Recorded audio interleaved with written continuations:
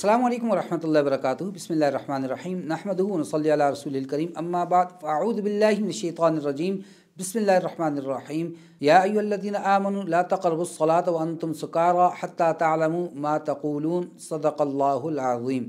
नमाज अल्लाह तबारक व तआला का सबसे बड़ा हुक्म। 24 घंटे अपनी मर्ज़ी के मुताबिक अपने मईशत के अंदर, अपने घर वालों के हुकूक़ के अंदर ज़िंदगी गुजारो, बिल्कुल दुरुस्त।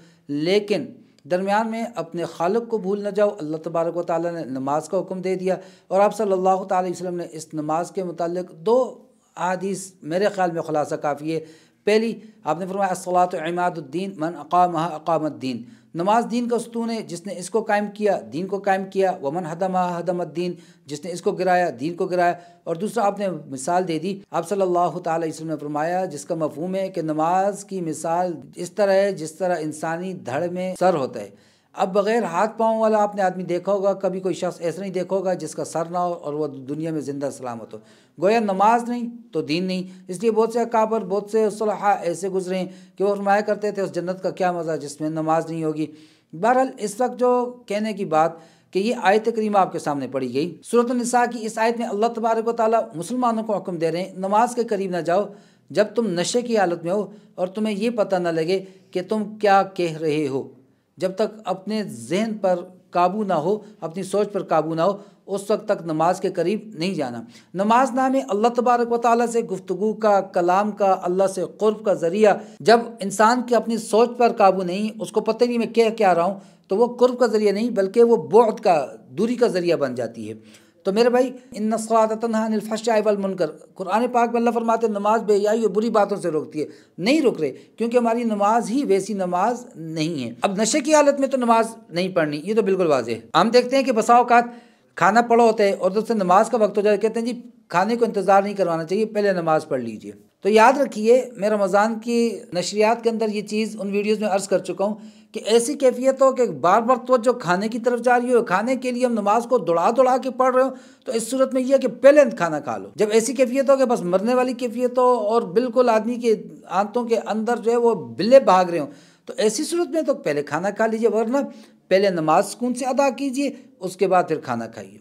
नमाज अल्लाह का हुक्म है, वो पहले पूरा कर लीजिए।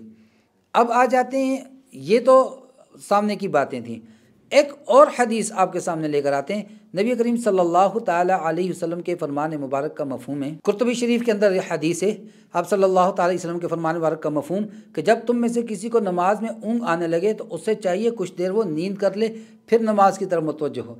ऐसा ना हो कि नींद की हालत में वो ऐसे अल्फाज कह दे कि जिसमें वो बजाय इस्तिग़फ़ार करने के वो बद्दुआ करने लग जाए। जैसे कुरान में आते हैं वयस्तअजिलूनका बिस्सय्यअति क़ब्ल अल-हसना, कि ये बुराई में जल्दी कर रहे हैं, बुराई मांगने में जल्दी कर रहे हैं, बुराई को जल्द मांग रहे हैं अच्छाई के मुकाबले में।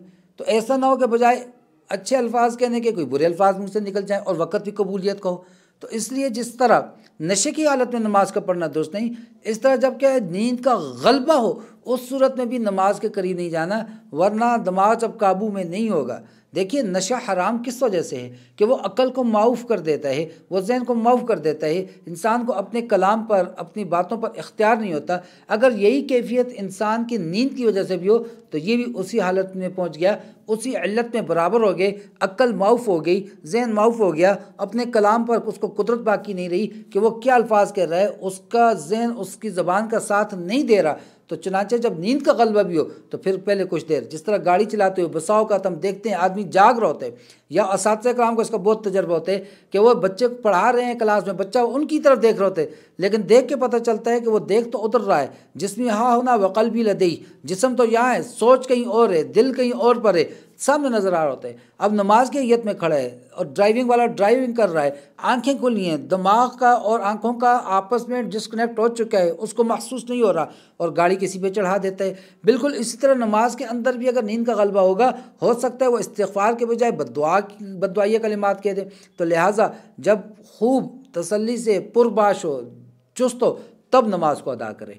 इसी तरह से ये कहना कि खाने को इंतज़ार नहीं करवाते, बिल्कुल दुरुस्त है, क्योंकि खाना खाने में जो कैफियत हमें बैठने की सुन्नत से में बताई गई हैं उसके मुताबिक यही है कि आदमी मुहताज होकर खाए। अब उस खाने के मुहताज हैं। हज़रत मूसा अलैहि सलाम ने फरमाया था रब्बी इन्नी लिमा अंज़लत इलैया मिन खैर, अल्लाह जो तू कुछ खैर का नाज़िल फरमा, फ़कीर मैं मुहताज हूँ।